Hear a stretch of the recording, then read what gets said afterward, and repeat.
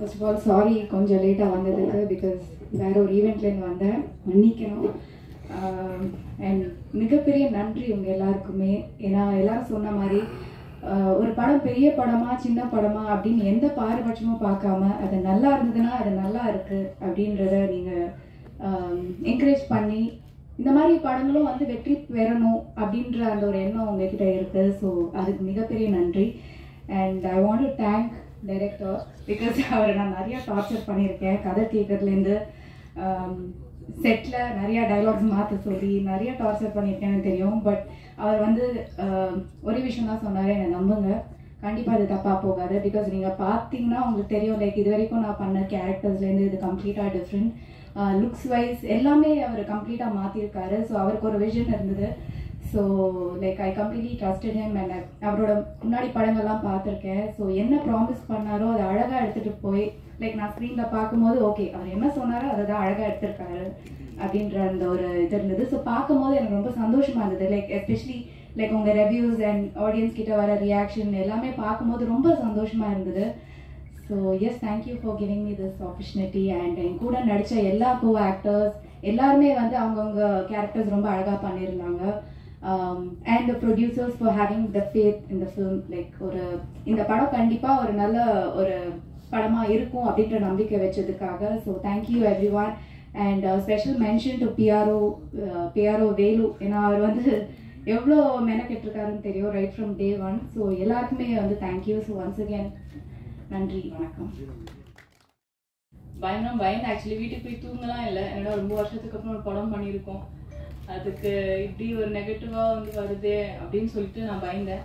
ஆனால் இந்த படத்தில் நடிச்சிருக்காங்க, அப்புறம் டெக்னீஷியன்ஸ் சாருக்குலாம் அப்போ எந்த மாதிரி நிலைமை இருக்கும்னு நான் யோசித்தேன். பட் யாருமே இந்த படத்தை விட்டு கொடுக்காம இந்த அளவுக்கு சக்ஸஸ் மீட்டருக்கும் கொண்டு வந்திருக்காங்க. அண்ட் நீங்களாம் அதை ஒழுங்காக ரிவ்யூ எழுதலைன்னா இந்த சக்ஸஸ் மீட்டிங் இருந்திருக்காது. ஸோ உங்கள் எல்லாருக்குமே ரொம்ப ரொம்ப நன்றி. அண்ட் சார் அந்த லக்ஷ்மி கேரக்டர் நான் கண்டிப்பாக நல்லபடியாக ப்ளே பண்ணியிருப்பேன் நான் நம்புகிறேன். அண்ட் அந்த வாய்ப்பு வந்து இன்னும் மேலே இல்லை prove my self. So thank you so much. Thank you all. And producers and இதில் வேலை செஞ்ச எல்லாருக்கும் ரொம்ப நன்றி. தேங்க்யூ. மிக முக்கியமான காரணம் ப்ரெஸ் தான். ஸோ அதுக்கு நன்றின்றது எனக்கு ரொம்ப நார்மல் வேர்டாக தோணுச்சு. ஆக்சுவலி சாஷ்டாங்கமாக விழுந்து நன்றி சொல்லணும் அப்படின்னு பசங்கிட்ட சொன்னேன். ரொம்ப ஓவராக இருக்கும், தயவுசெய்து இந்த மாதிரிலாம் பண்ணுறாதீங்க அப்படின்னாங்க. ஸோ ரொம்ப ரொம்ப நன்றி, தேங்க்யூ ஸோ மச். ஏன் அப்படின்னா இந்த ட்ரெய்லர் ரிலீஸ்க்கு அப்புறம் அவ்வளோ நெகட்டிவிட்டிக்கு அப்புறம் நாங்கள் ப்ரெஷ் ஷோ போடும்போது எனக்கு அவ்வளோ பயம்.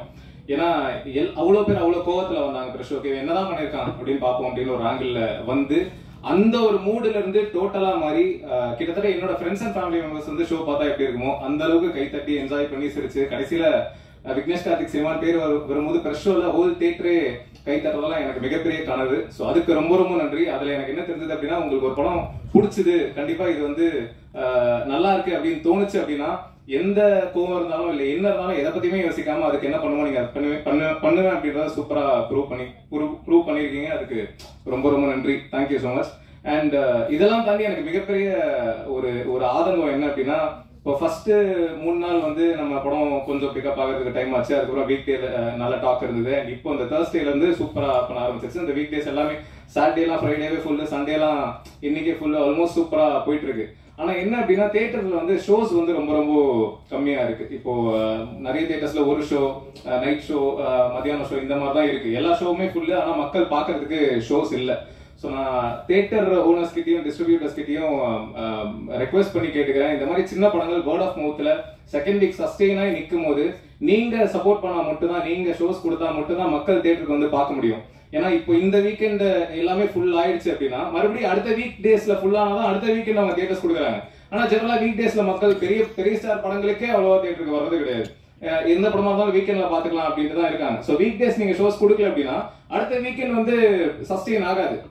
ஸோ சின்ன படங்கள் சஸ்டெயின் ஆகணும் அப்படின்னா தியேட்டர் ஓனர்ஸும் டிஸ்ட்ரிபியூட்டர்ஸும் சப்போர்ட் பண்ணா மட்டும்தான் படம் வந்து சஸ்டெயின் ஆகும், ரீச் ஆகும். அதுவும் ஓடாத தியேட்டர்ல நீங்க ஷோஸ் கொடுக்க வேணாம். எந்த தியேட்டர்ல ஹவுஸ்ஃபுல்லா படம் ஓடுதோ அந்த தியேட்டர்ஸ்ல ஷோ இன்க்ரீஸ் பண்ணி தான் கேட்கிறேன். எங்க டீம் சார்பில் எல்லாருமே கேட்டுக்கிறோம். ஸோ தயவு செய்து சின்ன படங்களுக்கு சப்போர்ட் பண்ணுங்க.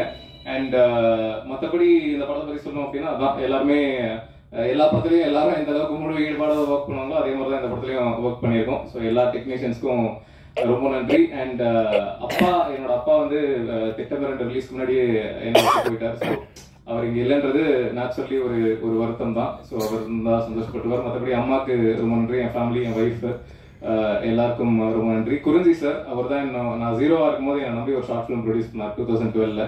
எல்லா படத்துலையும் என்னோட ஃபர்ஸ்ட் தேங்க்ஸ் கார்டு வந்து திட்டமிரன்லேருந்து எல்லா படத்துலையும் ஃபர்ஸ்ட் தேங்க்ஸ் கார்டு வந்து தேங்க்ஸ் டு குறிஞ்சி சார் அப்படின்ட்டு இருக்கும். 2012 என்னை நம்பி ஷார்ட் ஃபிலிம் பண்ணவர். இதுக்கப்புறம் லைஃப் ஃபுல்லாக எல்லா படத்துலையும் அவருக்கு தான் ஃபர்ஸ்ட் தேங்க்ஸ் கார்டு இருக்கும். ஸோ அவருக்கு இந்த நேரத்தில் நன்றி சொல்லிக்கிறேன். ஸோ இந்த ஹாட்ஸ்பாட் 2 மேட்ரு நான் எதிர்பார்க்கவே இல்லை. Thank you so much. ஸோ தெரியல அப்படின்னா அடுத்த வருஷம் ப்ரெஸ் மீட்டில் ஹாட்ஸ்பாட் 2ஓட ட்ரெய்லர் லான்ச்சில் மறுபடியும் ப்ரெஸ்ஸை மீட் பண்ணலாம். தேங்க்யூ. இதுக்கப்புறமும் இந்த படம் இன்னும் ரீச் ஆகி மக்களுக்கு பெரிய அளவில் போய் சேரணும் அப்படின்னா அது மக்கள் கையில் இருக்குன்னு தான் ஜென்ரலாக எல்லாரும் சொல்லுவாங்க. பட் இப்போ மக்கள் பார்க்க ஆரம்பிச்சிட்டாங்க. ஸோ மக்கள் இதுக்கப்புறம் பார்க்கறதுக்கு தியேட்டர்ஸ் இருக்கணும்.